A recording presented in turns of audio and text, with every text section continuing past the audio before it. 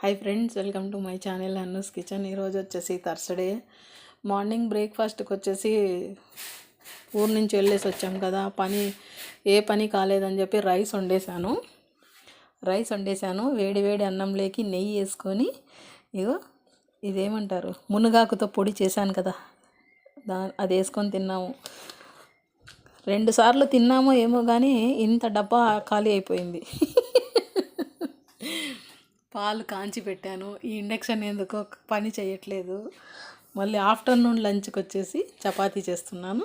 ఇందులోకి వచ్చేసి వంకాయ గ్రేవీ చేశాను. చూడండి ఎంత కలర్ఫుల్గా ఉందో. మా ఆఫ్టర్నూన్ లంచ్లోకి ఇది కొద్దిగా పెరుగన్నం తింటాము. చపాతీ, కొద్దిగా పెరుగన్నం.